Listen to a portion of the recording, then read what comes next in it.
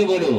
उज्जैन नरेश महाराज भरथरी की जय, महाराज भरथरी की जय हो। महाराज उस काल हमारे क्रोध के जब आप यों दर्शित हुए तो विस्फुटित होते हुए भुजदंड यों दर्शित हुए तो पद्म सुंडों के लिए दो सुंड वाले गज कहीं है मर्दन करे उनका परस्पर तो मिले उपमा कहीं। महाराज के श्री चरणों में अनुज विक्रम का कोटि कोटि प्रणाम स्वीकार। यशस्वी हो। बोले महाराज भरथरी की जय हो, महाराज भरथरी की जय हो। सेवा हमारा धर्म है, सेवा बजाए हम, सेवा मेरा जन आपकी पलके बिछाए हम।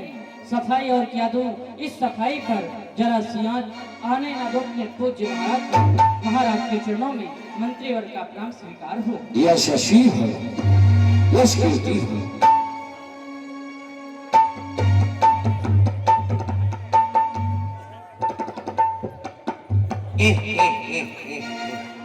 हाथ उठा सब लोग, हाथ उठा, उठाओ। जो जितने ऊंचे हाथ उठा लेगा भगवान उसको उतनी जल्दी उठा लेगा। अरे तरक्की में उठा लेगा। हाथ हाथ न दिखाओ, हाथ दिखाओ हाथ। हाँ इतना हंसो की बत्ती सी न निकले। बोलिए महाराज भरथरी की, बोलिए महारानी पिंगला की। धर्म रक्षक धर्म पालक धर्म के अवतार हो, शुभ दिन हो हम सबका सफल ये दरबार हो। महाराज के चरणों में कविराज का प्रणाम स्वीकार है। यशस्वी हो। है सेवक मंत्री गणों, समस्त दरबारियों सभासदों, मंत्री उपमंत्री सभी का हार्दिक स्वागत है। सुनाओ सुनाओ हमारे राज्य के कुशला सुनाओ मंत्रीगण। हमारे राज्य में भाई भाई में सुरा है या समाई फूट है, बतलाओ मेरे भोले मंत्री हमारे प्रजा में किस आवाज की। महाराज जिस राज्य में आप जैसा धर्मात्मा राजा राज्य करता हो वहाँ पर प्रजा को कोई कष्ट कैसे हो सकता है। महाराज बिसल की सब्र में पलकर प्रजा खुशहाल रहती है। जिए युग युग तलक राजन यही हर हाल करती है। नहीं है गैर की बस्ती स्वयं ये उज्जैन की बस्ती है। यहाँ पर तो हवाएं भी सुख और शांति से बरसती है। धन्य है तुम्हारे शब्द सुन करके आनंद देते हैं मेरे मन को। जैसे बसंत खिला दे एक सूखे हुए हम अत्यंत प्रसन्न हुए। क्यों नहीं महाराज। जहाँ पर जल की असुविधा हो वहाँ कुआं बावड़ी का निर्माण कराया जाए, जो मार्ग कच्चे होंगे पक्का कराया जाए, हर प्रकार से प्रजाजनों को संतुष्ट रखा जाए। संत जन, साधु जन, ब्राह्मण, कन्याभोज, यज्ञ, भंडारे सुचारू रूप से चलने चाहिए। सुचारू रूप से सभी का स्वागत होना चाहिए। इन कार्यों में कोई त्रुटि नहीं होनी चाहिए। क्यों नहीं महाराज। आपके द्वारा आपके राज्य में जो भी धर्म के कार्य चलाए गए हैं वह कुशलता पूर्वक चल रहे हैं। महाराज इतना ही नहीं, आपके प्रताप से घर घर है आभादानी, सिंह और मंत्री शत्रु होते हुए भी आपके शासन काल में पीते हैं एक हाथ। धन्य है जैसे सूर्य कला से आती दर्पण में चपलाई, ऐसे ही तुम्हारे मुख से हमने पाई बढ़ाई। हम देख रहे हैं कि हमारे प्रजाजन जो संतुष्ट हैं, प्रसन्न चित्त रह रहे हैं। इसमें हमारे सामंत, हमारे मंत्रिमंडल सभी का सहयोग है, हमारे मार्गदर्शकों को भी सहयोग है।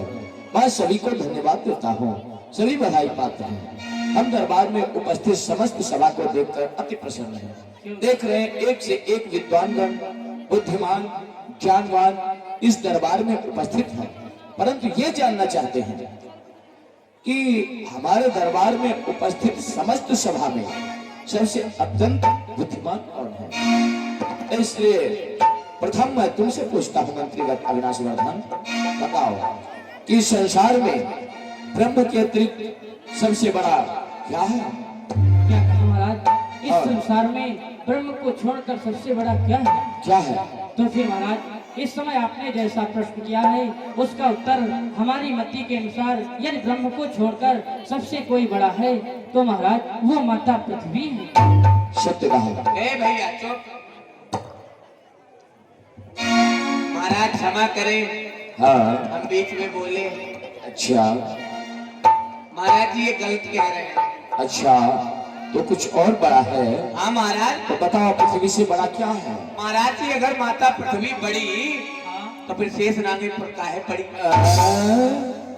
ये भी सत्य है। अगर माता पृथ्वी सबसे बड़ी तो शेष जी पर क्यों खड़ी? अर्थात सबसे बड़े नागराज शेष जी हैं। घोषित करो नागराज शेष सबसे बड़े हैं। जैसे आज्ञा महाराज। बोले नागराज की जय हो, नागराज की जय हो। यह कौन बड़ा? शेषनाग जी। शेष नाग जी कैसे बड़े? कैसे नहीं बड़े? कैसे बड़े? कैसे नहीं बड़े? अभी आप ही ने तो अवगत कराया। अगर शेष नाग जी बड़े, हाँ हाँ, अगर शेष नाग जी बड़े तो महाराज जी शंकर जी के गले में काहे पड़े? ये भी सत्य है। अगर नागराज सबसे बड़े तो भोलेनाथ के गले में क्यों पड़े? अर्थात सबसे बड़े भूत भावन भोलेनाथ जी हैं। घोषित करो सबसे बड़े भूत भावन भोलेनाथ जी हैं। जैसे आज्ञा महाराज। बोले भूत भवन भोलेनाथ की। अब क्या हुआ? भूत भवन भोलेनाथ जी सबसे बड़े। अगर भोलेनाथ जी बड़े, हाँ पहली बात भोलेनाथ बड़े नहीं। तो फिर कौन बड़ा? अगर भोलेनाथ जी बड़े, हाँ हाँ हाँ क्या हुआ बोलो? हाँ हाँ हाँ, अगर भोलेनाथ जी बड़े हाँ, तो फिर कैलाश पर्वत पर काहे पड़े? ये भी बात सत्य है। अगर भोलेनाथ सबसे बड़े तो कैलाश पर्वत पे क्यों पड़े? अर्थात सबसे बड़े पर्वतराज कैलाश है। घोषित करो पर्वतराज सबसे बड़े हैं। जैसे आज्ञा महाराज। बोले पर्वतराज कैलाश की जय हो। पर्वतराज कैलाश। कैलाश नहीं कैलाश, कैलाश पर्वत। कैलाश कैसे बड़े? कैलाश नहीं कैलाश पर्वत। कैलाश कैसे नहीं बड़े? कैलाश पर्वत कैसे बड़े? कैसे नहीं बड़े? भैया तेज ना बोलना, मेरे फेफड़ा कूदने लगते। अभी आपने तो अवगत कराया। कैलाश जी बड़े। हाँ कौन कौन मान रहा कैलाश जी बड़े? हाथ ऊपर करो। कौन कौन मान रहा बड़े? कोई मान रहा? कोई नहीं मान रहा। हम कैसे मान ले? तो फिर कौन बड़ा? अगर कैलाश जी बड़े, हाँ अम्मा ला पो। हाँ, अगर कैलाश जी बड़े तो फिर हनुमान जी लेके काहे उड़े? ये भी बात सत्य। अगर पर्वतराज सबसे बड़े तो हनुमान जी लेकर क्यों उड़े? अर्थात सबसे बड़े पवन पुत्र हनुमान जी हैं। घोषित करो पवन पुत्र हनुमान सबसे बड़े हैं। जो आज्ञा महाराज। बोले पवन पुत्र हनुमान की जय हो, पवन पुत्र हनुमान की जय हो। अब क्या हुआ? कौन बड़ा? पवन पुत्र हनुमान। हनुमान कैसे बड़े? कैसे नहीं बड़े? कैसे बड़े? कैसे नहीं बड़े? हनुमान जी अगर पढ़े हाँ तो फिर रामचंद्र जी के चरणों में काहे पड़े? ये भी बात सत्य है। अगर हनुमान जी सबसे बड़े तो प्रभु राम के चरणों में क्यों पड़े? अर्थात सबसे बड़े भगवान श्री रामचंद्र जी हैं। घोषित करो रामचंद्र जी सबसे बड़े। जैसे आज्ञा महाराज। बोलिए मर्यादा पुरुषोत्तम श्री रामचंद्र की जय हो, भगवान रामचंद्र की जय हो। कौन बड़ा? मर्यादा पुरुषोत्तम श्री रामचंद्र। रामचंद्र कैसे बड़े? रामचंद्र नहीं रामचंद्र। रामचंद्र। हाँ हाँ कैसे नहीं बड़े? रामचंद्र जी अगर बड़े हाँ तो फिर सीता जी के चक्कर में कौन है? हाँ ये भी बात सत्य है। अगर प्रभु राम सबसे बड़े तो माता सीता के लिए वन में क्यों भटकते रहे? अर्थात सबसे बड़ी माता सीता जी हैं। घोषित करो माता सीता सबसे बड़ी है। जो आज्ञा महाराज। बोलिए माता सीता की जय हो, माता सीता की जय हो। कौन बोल रहा है जय? कौन बोल रहा है? हम बोल रहे हम माता सीता भी नहीं बड़ी। तो फिर कौन बड़ा? तुम रात भर किसी को बड़ा करते रहोगे, हम रात भर उसको गड्ढा करते रहेंगे। तो फिर बतलाइए माता सीता से भी कोई बड़ा? अगर माता सीता, तुम लोग मान रहे हो माता सीता बड़ी? मान रहे हो? मान गए हो? बहुत जल्दी मान गए। अगर माता सीता जी बड़ी महाराज तो फिर धरती फाड़ की महाराज। धरती। और जब प्रथम मंत्रीवर ने कहा था सबसे बड़ी धरती है तो तुमने व्यर्थ का हस्तक्षेप क्यों किया? अंत में तू भी पृथ्वी पे आ गया। महाराज ऐसा है हम कवि हैं, हमने सोचा लाल निरीक्षण कर लेते, शायद माता पृथ्वी से बड़ा कोई निकल पड़े। अच्छा, तो सबसे अधिक बुद्धिमान बनना चाहते थे, अब तो तुम्हें इसका दंड मिलेगा। महाराज जी दंड मत देना। दंड अवश्य मिलेगा, परंतु तुम कवि हो इस कारण दंड उसी प्रकार से मिलेगा। ऐसी सुंदर तुम्हें कविता सुनानी होगी जिसे सुनकर समस्त दरबारी प्रसन्न हो जाए। हाँ, कविता कविता सुनाओ। अरे बताइए, कविता सुनाएं, बताइए बबीता सुनाएं, बताइए ललिता को सुनाएं। मूर्ख, कविता सुनाओ। कविता महाराज, एक बहुत ही अच्छी कविता महाराज, अभी यहाँ पर हम थोड़ी देर पहले थे, हमने नवीन कविता बना ली है। अच्छा, दरबार में ही बना ली महाराज। तो सुनिए सुनाओ। व्यास जी कविता सुना रहे, जरा गौर से सुनना। अम्मा, हम कविता सुना रहे हैं, जरा गौर से सुनना। सुनो, कविता सुना रहे हैं, जरा गौर से सुनना। महाराज जी हाँ, सुनिए, हम कविता सुना रहे हैं, जरा गौर से सुनना। हाँ। महाराज हमको नहीं आती, किसी और से सुनना।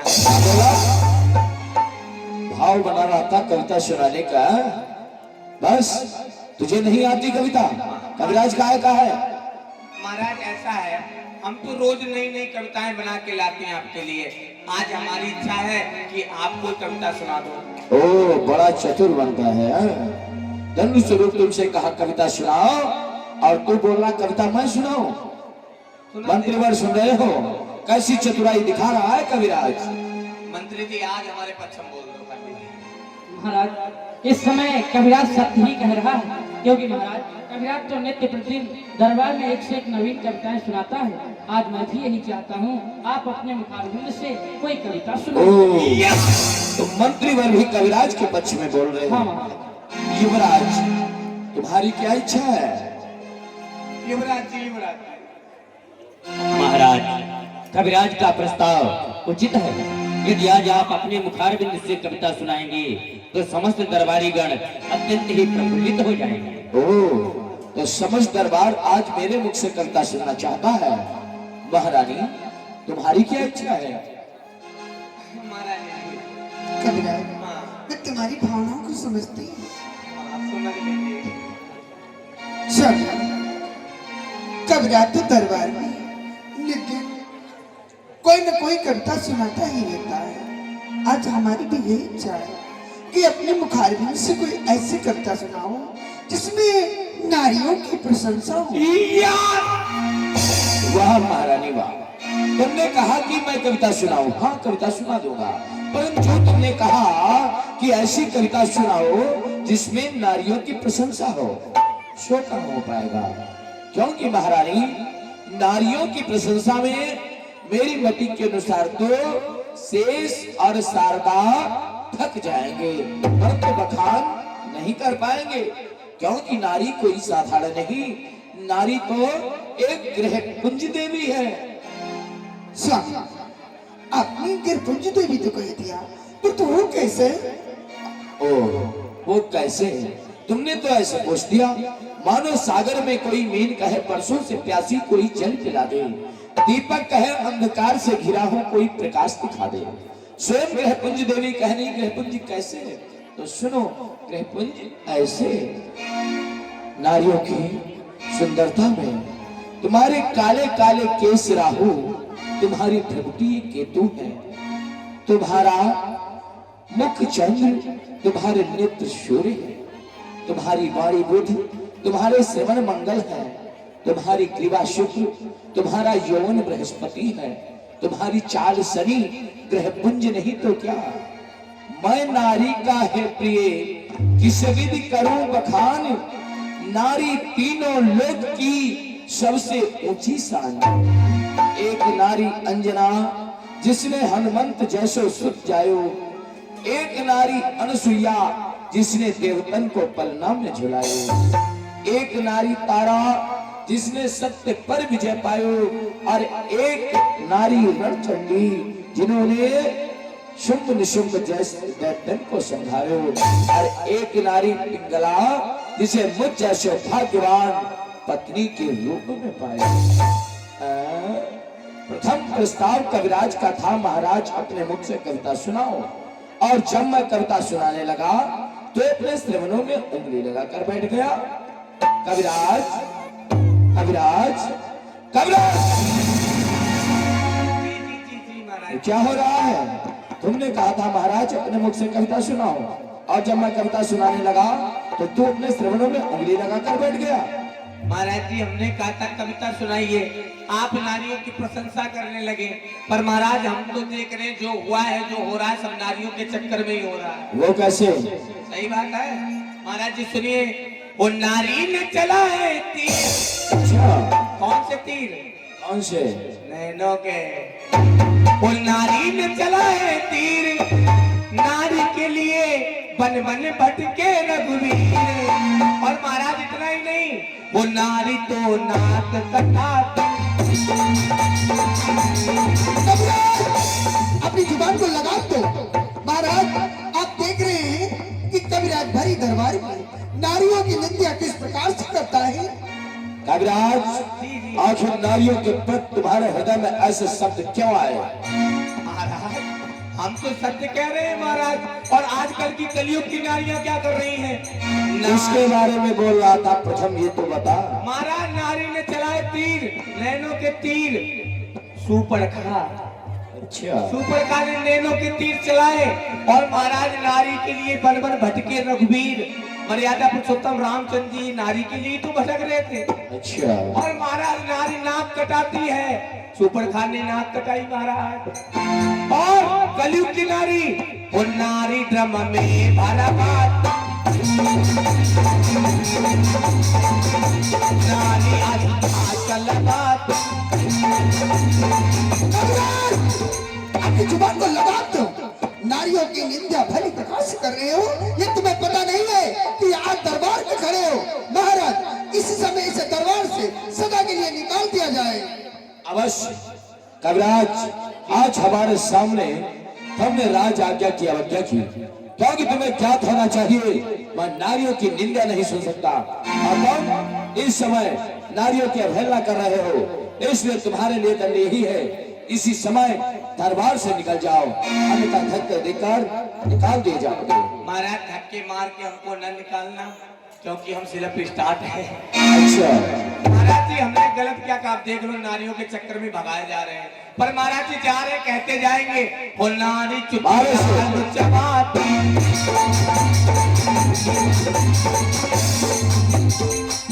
हमारे दरबार में नारियों की अवहेलना नहीं होनी चाहिए।